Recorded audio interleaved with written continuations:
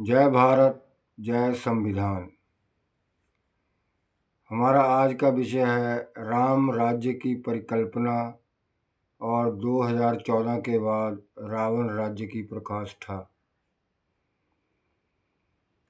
राम राज्य की परिकल्पना एक आदर्श, न्यायपूर्ण और समृद्ध समाज की व्यवस्था होती है, जहाँ धर्म, नैतिकता और प्रजा के कल्याण को सर्वोपरि रखा जाता है, जिसमें सभी नागरिक सुखी, खुशहाल और सुरक्षित रहते हैं। कोई भी अन्याय या भ्रष्टाचार नहीं होता और शासन सत्य, अहिंसा और समानता पर आधारित होता है। ये तो है राम राज्य की परिकल्पना।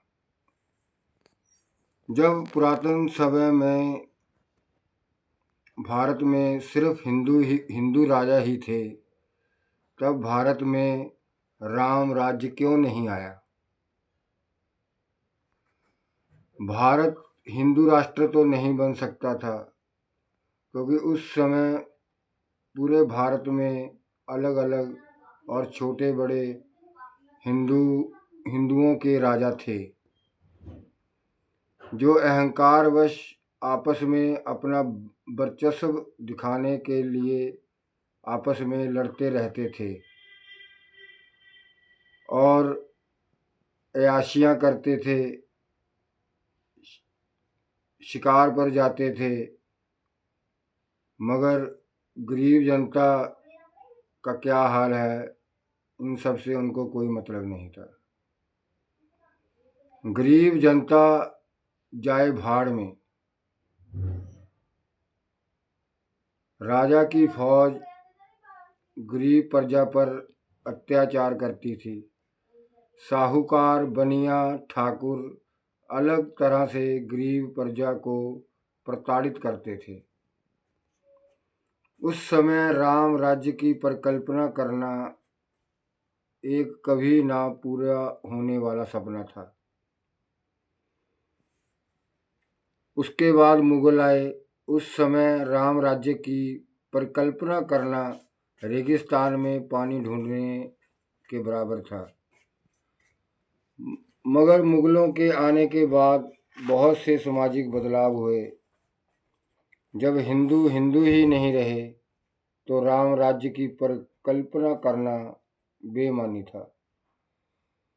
मुगलों के आने से लेकर और मुगलों के पतन तक, जिस समय अंग्रेज भी भारत की धरती पर कब्जा कर रहे थे, उस समय तक का भारत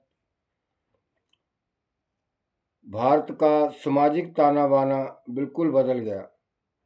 उठने बैठने का ढंग बदल गया, खाने पीने का, पोशाकों का, पहरावे का और भाषा का रंग ढंग बहुत बदल गया।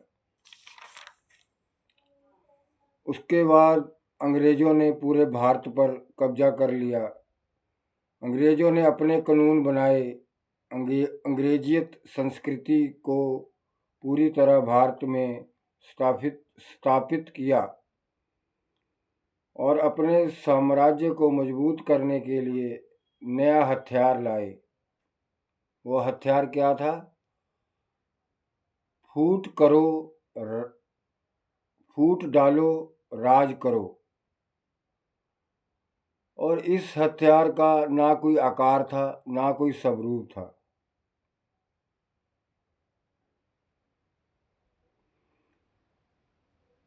लेकिन इस हथियार का वार बहुत ही घातक था।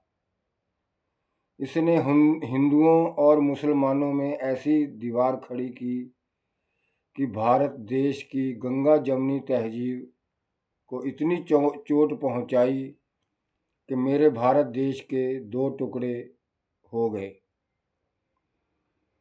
हिंदू राजाओं का राज हो या मुगल बादशाहों का शासन हो, जहाँ अंग्रेज़ों की गुलामी का कालखंड हो, गरीब प्रजा, पिछड़ा समाज, दलित समाज और दबे कुचले लोग हर कालखंड में भाड़ में ही गए हैं। कुलीन वर्ग जैसे ठाकुर, ब्राह्मण और बनिया तो हर कालखंड में हिंदू राजाओं के साथ, मुसलमान बादशाहों के साथ, अंग्रेज शासकों के साथ जुड़े रहे और मलाई काटते रहे। हर कालखंड में मरा कौन? गरीब, अनपढ़ लोग, दबा कुचला दलित समाज,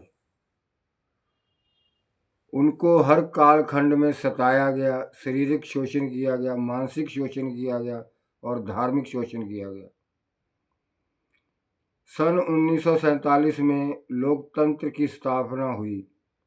उम्मीद की एक लौ जगी कि अब दबी कुचली जनता, शोषित दलित समाज भाड़ में से निकलकर मुख्य धारा में शामिल हो सकती है।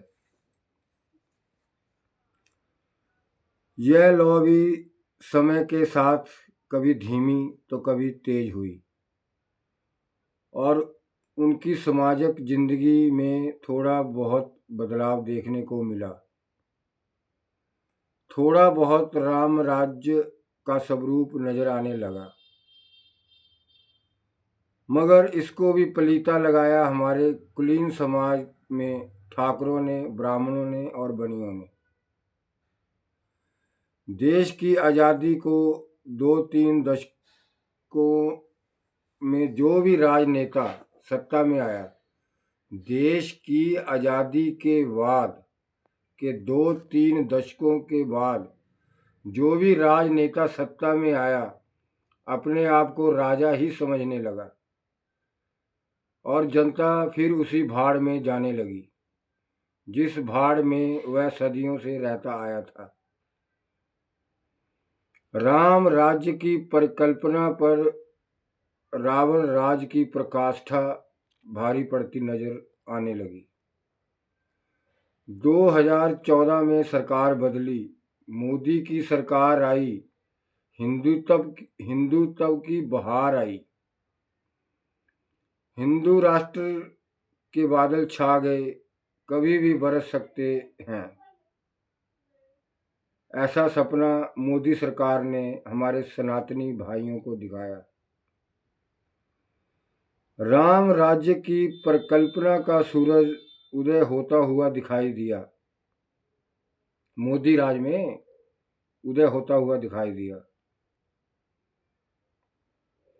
लेकिन 2014 से 2026 तक के मोदी के राज को देखते हुए राम राज्य की परिकल्पना जहां दूसरे कालखंडों में शून्य थी, वह राम राज्य